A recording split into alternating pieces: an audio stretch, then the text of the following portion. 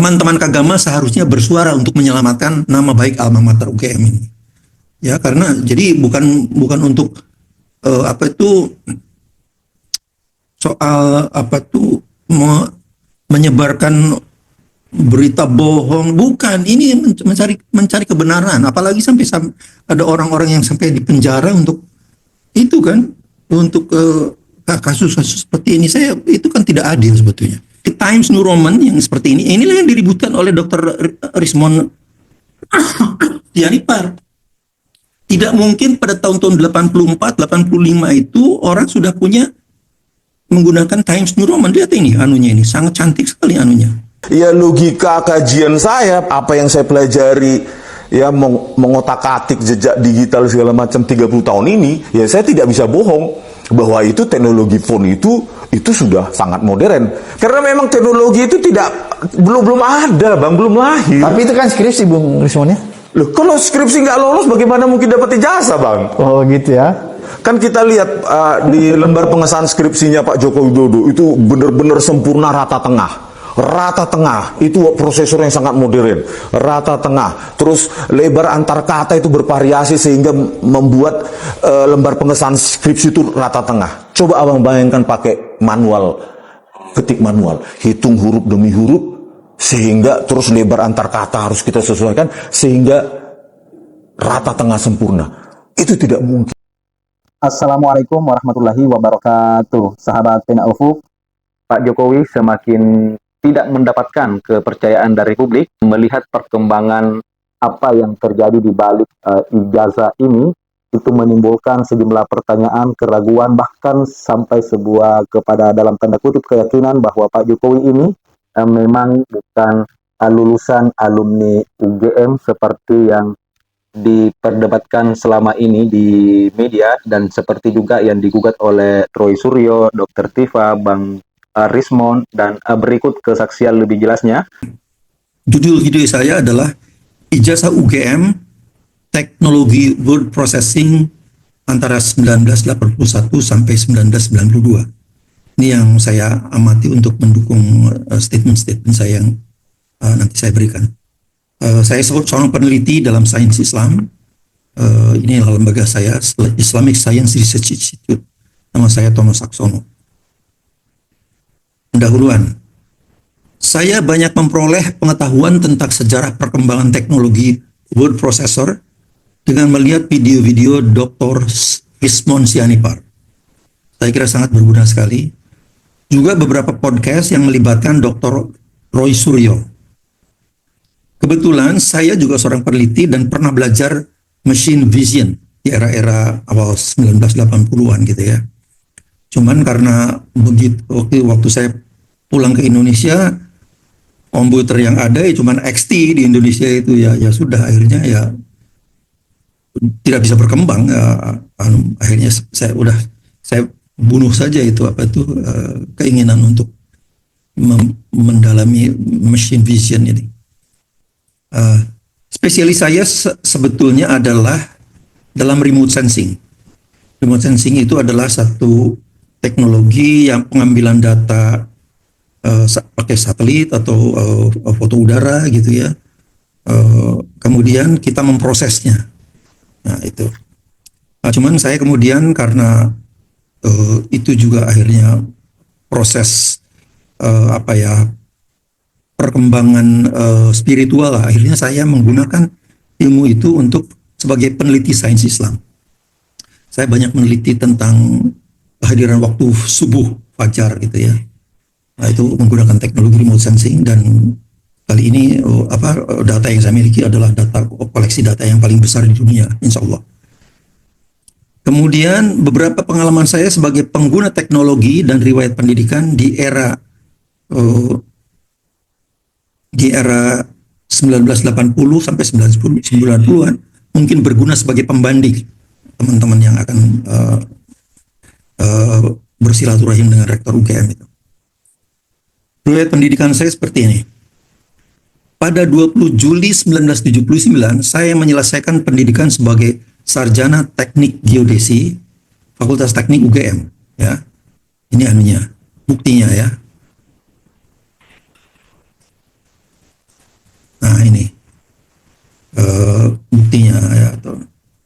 Universitas Gadjah Mada Fakultas Teknik ya, dan ternyata betul kata Dr. Rismon Sianipar itu, penomoran ini juga ternyata ini tidak sederhana gitu. Ini 15007. Saya tidak tahu apa itu, tapi saya kira ini saya adalah sarjana ke 15.007 di Fakultas Teknik itu ya. Mungkin tapi saya tidak, mungkin juga saya salah, tapi ini saya kira begitu. Kemudian ini ST, BW, T nggak tahu. 79 ini adalah tahun kelulusan saya. TGD itu Teknik Geodesi, ST itu Sarjana Teknik ya. Dan ini nggak tahu apa ini. Tapi intinya ini adalah ini. Jadi ada penomoran itu tidak sederhana, cuman jadi ada klaster kan menurut Dr. Rismon Sianipar itu ada klaster seperti ini. Kemudian yang lebih penting lagi ini. Jadi selain ini, nomor ini, ternyata ini penulisannya pakai apa itu yang pakai plastik itu atau apa namanya ya, bukan rugos tapi apa itu ya, yang kelihatannya ya seperti itu. Nomor mahasiswa saya. Kemudian ternyata yang mendatangani pada saat itu adalah rektor. Pada saat itu adalah Profesor Sukaji Ranuwiharjo yang kemudian pernah menjadi Direktur Jenderal Pendidikan Tinggi juga beliau nih. Kemudian di samping itu juga dekan. Pada saat itu dekannya adalah Insinyur Sutoyo Cokrodhiharjo. Jadi pada saat itu yang mendatangkan ijazah itu adalah rektor dan dekan. Ini tahun kelulusan saya 20 Juli 1979. Ya. Jadi itu sudah foto ada ini jadi oke. Kemudian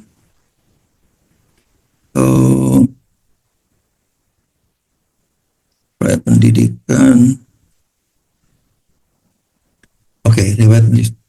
Nah, kemudian sejak autumn itu musim gugur ya, musim gugur 1981, saya tercatat sebagai mahasiswa S2 S3 di Department of Geodetic Science Ohio State University di Columbus, Ohio, Amerika Serikat.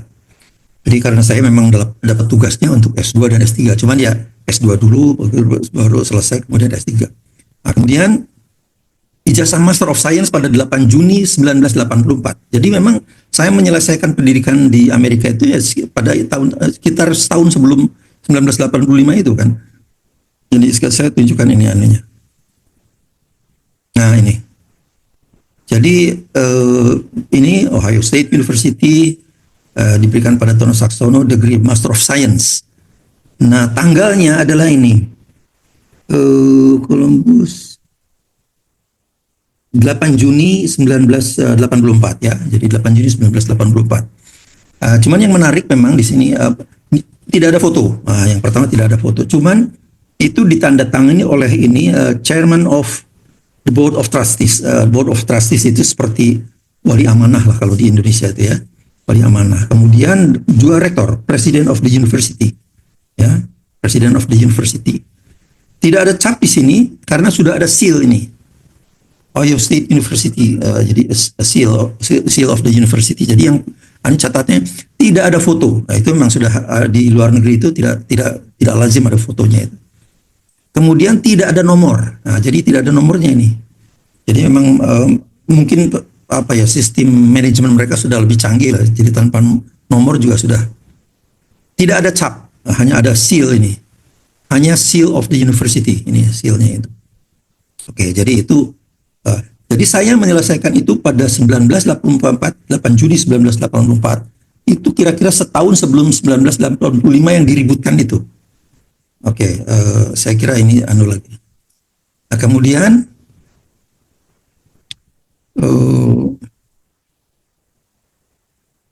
jadi ini jasa Master of Science tadi saya tunjukkan.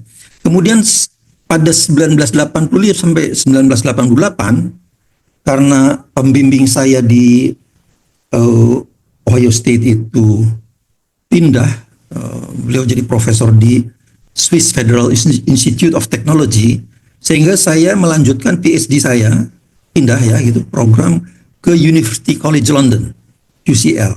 Nah, ijazahnya seperti ini sekarang. Nah ini, jadi seperti juga di Ohio itu tidak ada, foto tidak ada. Ya ada. Nah, ini ditandatangani hanya oleh Vice Chancellor, jadi wakil rektor ini. Ini University College London, 17 Februari 88 ya, 17 Februari. Meskipun sebetulnya saya ujian PhD-nya itu Desember 87, tapi ijazahnya diberikan pada 17 Februari 88 ini. Seperti tadi juga tidak ada foto, tidak ada foto. Kemudian tidak ada nomor, tidak ada cat, hanya ada seal of the university, ini sealnya. Oke, hanya seal of the university. Oke. Kemudian, penulisan tesis master S2. Nah, ini yang adalah seperti ini. Tesis master S2 saya sudah hilang ya. Jadi mungkin karena ya itu pindah-pindah segala macam gitu ya. Saya pikir tadinya ya udahlah hilang. Tapi kemudian karena saya terfikirkan untuk bagaimana bisa memberikan sedikit sumbangan pemikiran pada teman-teman di TPUA, Dr. Egy Sujana dan teman-teman. Kemudian saya tanya ke ChatGPT, bagaimana saya memperoleh tesis master saya yang tahun 1984 itu. Kemudian ChatGPT memberikan saya diminta menghubungi sebuah kontak di Ohio State University Interlibrary. Kemudian saya kirim email ke dia. SU Interlibrary ini memberikan versi PDF-nya gratis. Gratis. Saya kirim emailnya, coba lihat ini. Saya kirim email permohonan pada 10 April 2025 jam 23.16. Kemudian saya dibalas, OSU Interlibrary itu membalas saya untuk mendownload versi PDF tesis saya, diberikan pada 11 April 2025 pukul 1.28. Jadi pelayanan yang sangat luar biasa sekali. Karena itu memang ke Interlibrary, kemudian Interlibrary menjawab, kita hanya punya versi microfiche. Kemudian microfiche, untuk itu saya akan kontak forward ke satu departemen lagi yang menyimpan yang memproduksi PDF-nya itu. Di link ke sana, dialah yang kemudian memberikan ini. Jadi sangat cepat sekali. 10 April 2025 pukul 23.16 dan dijawab pada 11 April 2025 pukul 1.28. Ya. Kita lihat file PDF tesis master saya tersebut. Ya, saya tunjukkan. Nah, ini anunya. Nah, jadi selalu di sana karya tesis, disertasi itu diprotek dengan copyright law pada menurut pasal 17 nggak tahunya US ini apa. Oke, jadi intinya adalah kemudian ini title tesis saya adalah combination of single photographs and digital height models for planimetric and height data extraction. Thesis presented in partial fulfillment of the requirement of degree of Master of Science ya, Ono Saksono. Nah, penandatangannya ini ditandatangani oleh advisor saya. Ini advisor saya, Profesor Armin Grun ya. Kemudian yang penting-penting lah ini.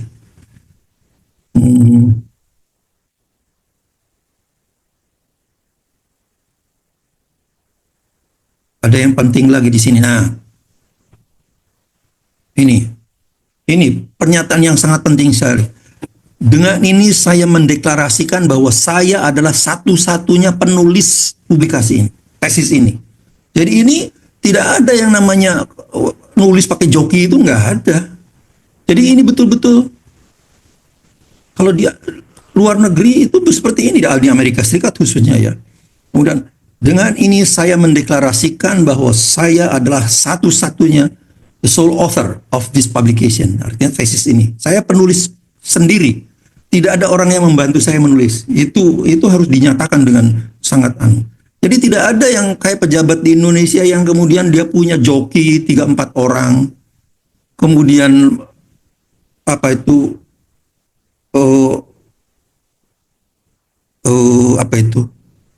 tesisnya kemudian melakukan plagiarisme dan sebagainya, itu sangat sekali. Jadi coba ini ada seperti ini sangat. Kemudian saya mengauthorize Ohio State University untuk meminjamkan ini apa tuh. Oke, jadi itu saya tanda tangan ini tuh. Saya nyatakan ya. Kemudian oke, ini untuk peminjaman. Jadi apa yang penting sekali. Saya pada ada seorang teman saya yang mengambil S2 di UGM mungkin sekitar tahun 90. Malam hari tahun 2000-an begitu ya. Dia memang pejabat negara lah, eselon 2. Tapi kemudian ketika dia kuliah statistik, dia ambil joki. Joki suruh kuliah statistik. Nanti dia ada kuliah apalagi saya pikir heran juga saya, loh kok ada model-model kuliah juga pakai joki, terus tulis tesisnya pakai joki. Ketika pasti beberapa tahun kemudian, mungkin sekitar 2002 gitu ya, tahun 2002-an gitu, kami diundang waktu beliau syukuran di sebuah resort di villa beliau di Puncak gitu. Dengan bangganya dia menceritakan itu di depan teman-teman semuanya itu. Ini yang kuliah statistik Pak ini, yang ini kuliah apalagi mata kuliah apa gitu. Waduh, saya pikir heran juga. Jadi memang menurut saya pendidikan di Indonesia itu harus direformasi dengan sangat ini. Saya menghidup Pak Prabowo haruslah ini direformasi ini yang seperti ini. Nah, saya tunjukkan adalah ini. Semua penulisan ini itu menggunakan teknologi printingnya itu adalah dot matrix printer. Dot matrix printer meskipun karena kita melakukannya di Amerika Serikat pada saat itu word processornya belum ada word processor semacam Word seperti itu, tapi ini sudah ada ada misalnya ini subscript ya, kemudian ini ada ini subscript dan superscript itu sudah ada. Cuman memang masih misalnya ini adalah satu baris ini. Kemudian ini baris kedua nih, KX sama dengan ini titik. Terus ini baris ketiga. Jadi memang masih sangat sekali ya, betul, meskipun sudah ada Jadi ini sudah tapi sudah sudah cukup canggih lah gitu ya. Ada subscript, ada superscript. Nah ini subscript ya, X1 kuadrat, ada dan sebagainya. Jadi itu. Jadi sudah, tapi masih dot matrix printer. Dot matrix printing ya. Pada saat itu tahun 1984 itu belum ada PC. PC belum ada, belum memasyarakat ya. Sudah pernah saya lihat di pameran gitu ya, tapi itu masih sangat. Pertama dia masih alphanumerik saja ya, alphanumerik. Kemudian operating sistemnya DOS, disk operating system itu. Jadi ini sudah cukup lumayan lah, ada matriks. Cuman matriks seperti ini, notasi matriks seperti ini memang saya buat manual ini pakai yang kayak template gitu yang pakai terus saya create ya gitu. Jadi ini tidak di generate oleh komputer ini. Ini saya manual ya. Tapi sudah cukup lumayan lah ini pada untuk teknologi 1984 ya. Ini sudah lumayan. Oke. Jadi itu tidak usah jadi file PDF tesis master saya sudah ada. Pada 1984 teknologi yang ada adalah dot matrix printing, bahkan di Amerika Serikat. Jadi sangat tidak masuk akal sekali kalau setahun kemudian pada 1985 kemudian Universitas Gadjah Mada menerbitkan lembar pengesahan tesis skripsi itu menggunakan word processor yang canggih seperti Word itu, Microsoft Word itu sangat tidak mungkin karena di Amerika saja masih dot matrix printer dan masih sangat sederhana lah boleh dikata ya, meskipun untuk saat itu di zaman itu sudah termasuk canggih, ada subscript, superscript sudah bisa dianukan. Nah kemudian PC belum ada, jadi semuanya dilakukan pada mainframe ya. Jadi kita kalau menulis ya harus datang ke kampus gitu, meskipun ada terminal ya kebetulan kampus saya di depan persis pusat komputer Ohio State University. Jadi ada hardwire lah gitu ya, ada hardwire. Jadi kita ada terminal di departemen sendiri untuk mengetik dan sebagainya. Tapi PC belum ada. PC dalam arti personal computer ya, belum ada. Nah, kemudian saya akan jelaskan juga penulisan tesis PhD S3 ini. Karena supervisor saya pindah ke Swiss Federal Institute of Technology, ETH ya sebetulnya. Untuk program PhD saya pindah ke University College London, UCL pada 1985 sampai 1888. Research dalam teknologi remote sensing. Jadi saya memang mendalami remote sensing. PC clones artinya PC clones ya cloning PC itu sudah mulai ada. Di antaranya yang saya ingat itu adalah ada Commodore, ada Apricot dan lain-lain ya. Yang lainnya saya sudah tidak. Tapi masih sebagai alphanumeric computer ya. Alphanumeric computer itu artinya cuman huruf dan angka gitu ya. Jadi fungsinya itu sebagai mesin ketik aja, belum sebagai computer graphics. Jadi simbol-simbol atau gambar-gambar itu image itu belum bisa. Nah, yang paling populer tapi dari semua yang itu adalah Apple Macintosh. Jadi dia bukan termasuk PC ya. Personal computer itu kan cloningnya IBM. Kalau Apple Macintosh itu adalah sendiri. Dia punya operating system sendiri yang itu yang membuat dia sangat unik, Apple Macintosh. Yang ini sudah komputer grafik, meskipun itu masih sangat sederhana. Jadi saya kemudian beli ini. Apa kelebihannya? Karena dia menggunakan teknologi click and drag, cut and paste, menggunakan mouse. Itu yang membedakan. Kalau yang lainnya kan masih menggunakan arrow itu, naik ke atas, naik ke bawah, ke samping, jadi Dan kemudian misalnya copy ini slash ke disk mana gitu ya, ke file ke folder mana gitu kan, itu kan pakai DOS command itu sangat harus dia menghafal kan, kadang-kadang ada slash, ada yang backslash dan sebagainya. Wah, udah untuk saya membingungkan lah gitu. Karena kami sudah biasa menggunakan ini teknologi click and drag, cut and paste menggunakan mouse di Macintosh itu. Jadi saya membeli Mac One yang tanpa hard disk. Jadi pakai disket 3/4 inci atau 3,5 inci gitu ya. Itu. Jadi beberapa bulan kemudian muncullah Mac 2 yang sudah ada hard disknya kira-kira kalau nggak salah 1 megabyte. Tapi ya saya sudah terlanjur beli ini. Nah, tesis PhD saya ini sudah menggunakan Macintosh dengan laserjet printing. Nah, ini bedanya. Cuman itu kan tahun 87. Tahun 87 artinya saya menulisnya itu kan yang saya kebutnya itu kan tahun 87. Lulusnya tahun 88. Jadi memang teknologi laserjet sudah ada di Inggris tentu saja ya. Kalau di Indonesia saya kira belum ada, itu sangat mahal sekali. Universitas saya di Inggris itu kan peringkat dunianya sangat tinggi sekali. Jadi untuk yang seperti ini fasilitas teknologi seperti itu ya diutamakan gitu. Jadi kalau untuk misalnya mahasiswa yang lulus pada 1986 gitu, ya pasti pakai dot matrix printing. Belum ada laserjet. Nah, cuman karena saya melakukannya setahun kemudian, artinya ada senior saya yang setahun sebelumnya gitu, yaitu pakai dot matrix printer. Saya kebetulan sudah menggunakan ini. Nah, ini saya kopikan beberapa halaman. Sebetulnya tesisnya cukup tebal juga seperti ini. Ini anunya seperti ini ya, tebalnya ini.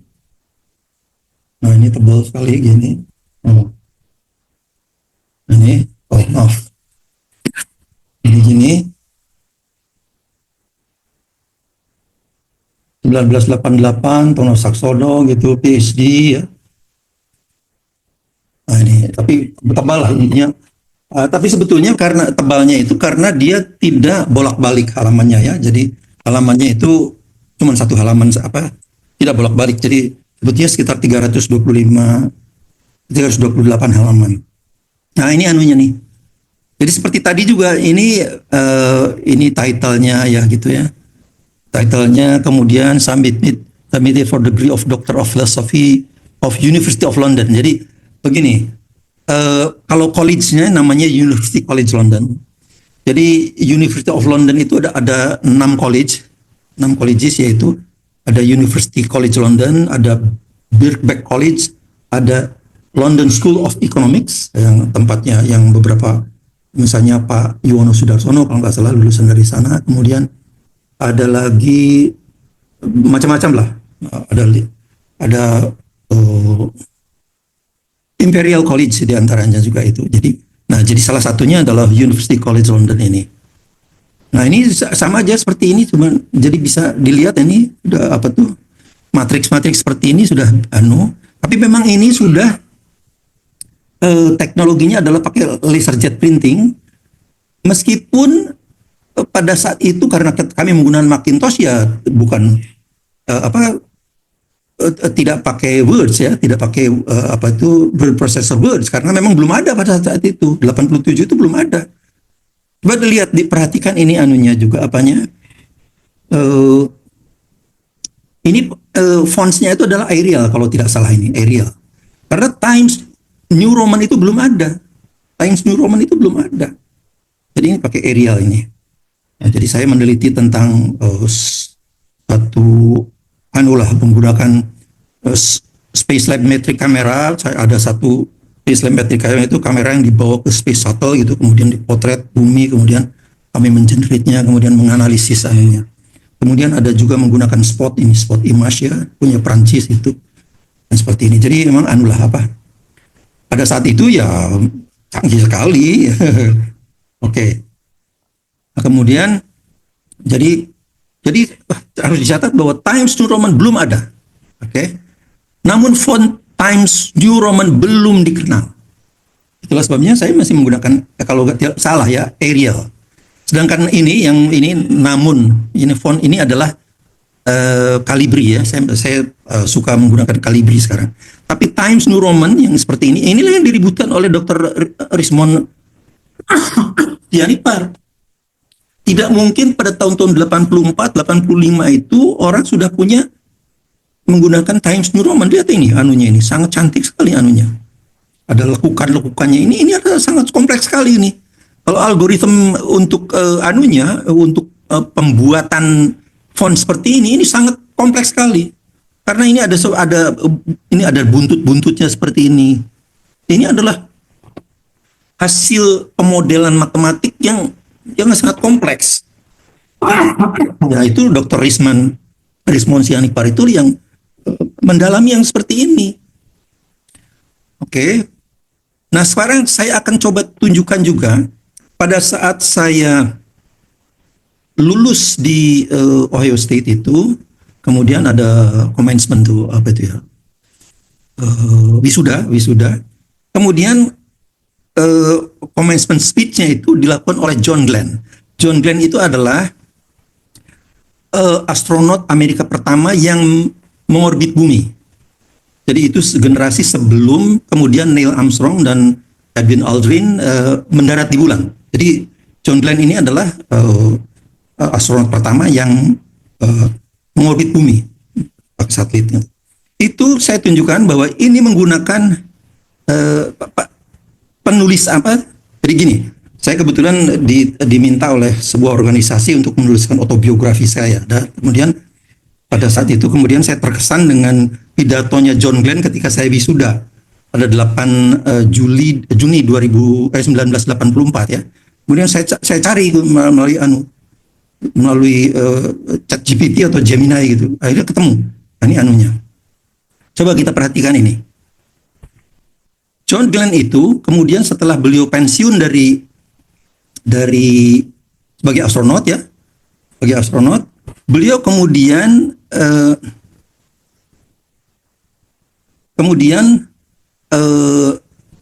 menjadi politisi dan beliau menjadi senator di Ohio, di State of Ohio ya, negara bagian Ohio. Ini adalah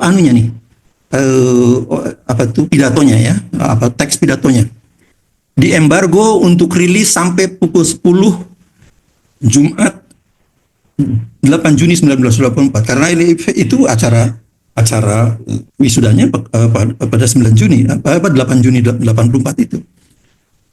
Catatan oleh Senator John Glenn, Ohio State University Commencement. Nah ini lihat.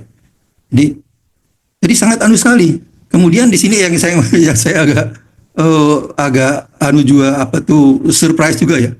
Pertama kali saya minta maaf pada para mahasiswa yang karena saya datang agak terlambat pagi ini.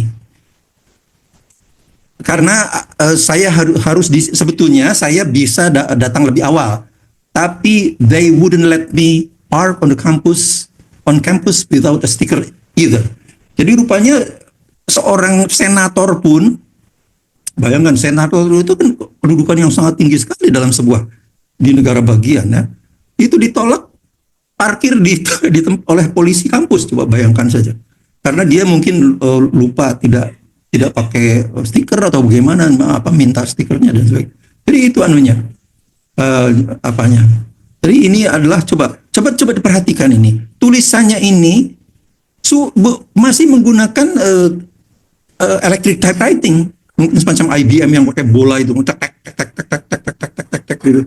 Ini tulisan ini adalah electric typewriting, ya. Jadi sangat tidak mungkin di Indonesia setahun kemudian ada lompatan teknologi yang begitu dahsyat, kemudian sudah pakai word processor menggunakan Times New Roman. Jadi yang dipersoalkan itu bukan masalah huruf, angka, bukan. Teknologinya itu yang dipertanyakan oleh Dr. Rismond itu. Oke, ini adalah komputer itu Mac One itu. Jadi ini ada disket itu. Jadi kalau misalnya saya mau pakai spreadsheet gitu ya, masukin programnya spreadsheetnya itu, kemudian saya keluarkan, saya musim program untuk datanya, disket untuk datanya dan sebagainya. Jadi ini sekali betul. Nah inilah kemudian saya bawa ini. Ketika kembali ke Indonesia pada awal 88, saya bawa Mac 1 ini, ya, bawa. Di Indonesia sudah mulai populer PC clone, XT tapi masih XT. XT itu belum ada hard disk juga. Cuman ya sama-sama ini sebetulnya tidak ada hard disk juga. Cuman kalau PC XT itu masih menggunakan DOS operating system. Disk operating system, jadi pakai panah ke atas, ke bawah, ke samping. Waduh, repot sekali. Belum lagi kalau misalnya koman-koman DOS-nya itu kan harus dihafalkan.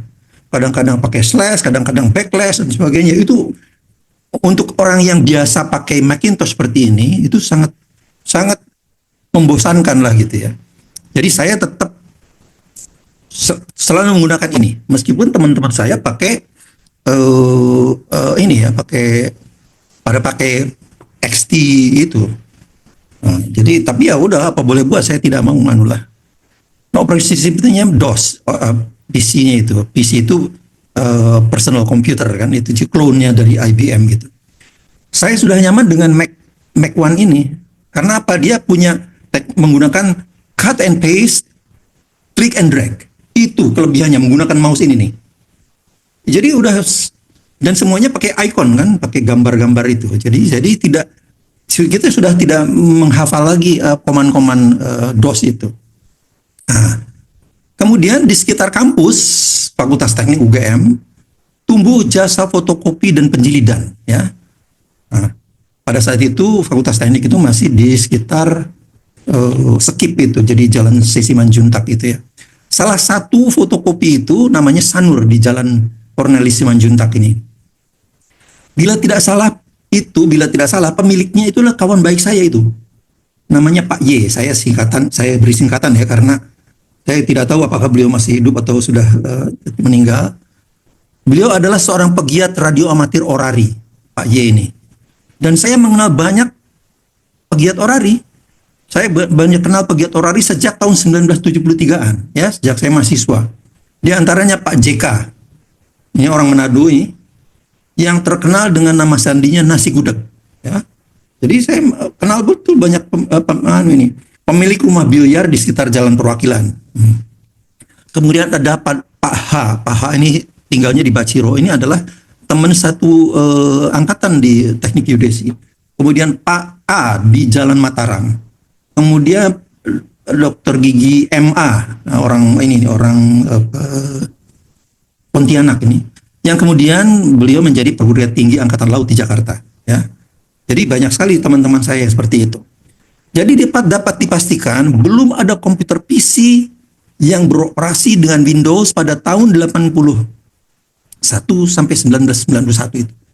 Tidak ada. Tidak ada. Jadi apalagi belum ada font Times New Roman sampai 1991-an. Tidak ada. Saya mengalami operating system Windows 31 itu pada sekitar tahun 1992. Saya ingat betul ini. Mengapa? Ada saya ceritakan. Menjelang sebuah pameran hasil pembangunan besar di area Jakarta Fair, ada sebuah pameran nasional gitu, hasil pembangunan di Jakarta Fair yang dibuka oleh Presiden Soeharto. Itu kira-kira pada tahun 1992-an itu. Di antaranya adalah teknologi dan manajemen kehutanan. Nah ini.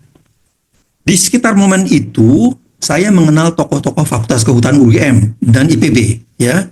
Juga saya mengenal beberapa pejabat Kementerian Kehutanan dan beberapa pengusaha HPH. Termasuk di antaranya saya kenal baik dengan Profesor Ahmad Sumitro ini, yang pada saat itu saya kira sudah tidak menjabat lagi sebagai dekan Fakultas Kehutanan UGM, ya. Tapi saya kenal baik. Nah, sejak rilis Windows 31 pada 1992, jadi saya nggak tahu di Amerika rilisnya tahun berapa, tapi saya kira masuk ke Indonesia tahun 1992. Saya pensiunkan Mac 1 saya yang tadi itu, ya. Karena ini sudah kemudian saya membeli laptop dengan operating system Windows 31 dengan teknologi click and drag, cut and paste ala Macintosh. Sudah ada mouse-nya. Dan itu sudah ada gambar-gambarnya itu. Jadi ini saya ya udah kalau begitu, ini sudah ada hard disknya dan sebagainya. Saya pensiunkan Macintosh. Jadi setelah itulah kemudian kita baru mengenal Times New Roman itu. Jadi saya ingat peristiwa ini, mengapa? Karena saat itu menjelang saya berangkat postdoctoral research di ETH pada 1993. ETH itu sering dipanggil juga Swiss Federal Institute of Technology. Jadi supervisor saya yang di Amerika itu kan pindah ke sana, kemudian kami kontak-kontakan, kemudian saya postdoc research di sana pada 1993 ini. Jadi kesimpulannya adalah begini. Sudah dapat dipastikan belum ada komputer PC yang beroperasi dengan Windows pada tahun 1982 sampai 1991, ya. Belum ada. Belum ada font Times New Roman. Ini sengaja saya buat fontnya bentuknya seperti ini, Times New Roman, sampai dengan 1991-an. Karena itu baru keluarnya itu kira-kira 1992. Sampai tahun 1991, teknologi word processing masih sangat sederhana. Umumnya orang tuh pakai WordStar. Ini sudah paling canggih pada saat itu. Pencetakannya masih menggunakan dot matrix printer, ya. Jadi saya yang sudah mencetak tesis PhD saya di London pakai LaserJet itu di sini belum di Indonesia belum ada pada saat itu. Jasa fotokopi Sanur dan lain-lain bukan percetakan itu jasa fotokopi dan penjilidan saja. Karena saya kenal betul pemiliknya, Pak Y itu, ya. Kalau ada mahasiswa yang mau mencetak halaman pengesahan skripsi, berapa biayanya? Itu persoalannya. Masa mencetak cuma 1 halaman atau katakan 6 halaman gitu, 6 halaman. Karena mencetak buku saja harus minimal 2.000 kopi saat itu. Iya kan? Kalau misalnya dia cuma mencetak 6 halaman karena jumlah kopi itu kan kalau nggak salah sekitar 6 kopi lah. Satu untuk sendiri, satu untuk departemen, satu untuk fakultas, satu untuk universitas, kira-kira begitulah. Satu untuk pembimbing gitu-gitulah ya. Jadi 5-6 kopi lah gitu. Bagaimana biayanya berapa itu kalau mencetak seperti itu? Ya. Jadi saya mengalami OS Windows 31 pada sekitar 1992. Nah, kita sudah mendengarkan apa yang Prof. sampaikan. Beliau menganalisa dari peristiwa, dari pemberitaan dan berbagai media yang terkait dengan drama ijazah Pak Jokowi ini, yang memang kita juga dibuat terus bertanya-tanya untuk apa Pak Jokowi membuat kasus ini berlarut-larut seperti ini, sehingga menimbulkan banyak persepsi, opini-opini, dan betul ya kata pengamat bahwa semakin lama kasus ini diundur, maka itu akan semakin mendatangkan ketidakpercayaan publik masyarakat kepada Pak Jokowi, dan bisa jadi mereka dulu yang meragukan bahkan meyakini Pak Jokowi sebagai alumni UGM, dan dengan berlarut-larut seperti ini juga akan berbalik ragu, bahkan tidak lagi percaya kepada Pak Jokowi ya. Kenapa? Karena Pak Jokowi ini kan alumni mengaku alumni UGM yang pernah menjabat sebagai wali kota Solo, gubernur Jakarta, dan juga bahkan presiden Indonesia 2 periode. Nah, beliau seharusnya menempatkan dirinya sebagai seorang negarawan. Dalam konteks ini, beliau seharusnya tidak memberikan ruang berlarut-larut perdebatan di publik dalam kasus sepele ini ya. Cukup langsung perlihatkan apa yang disampaikan oleh Prof. Semakin meyakinkan publik bahwa Pak Jokowi bisa jadi bukanlah sebagai alumni UGM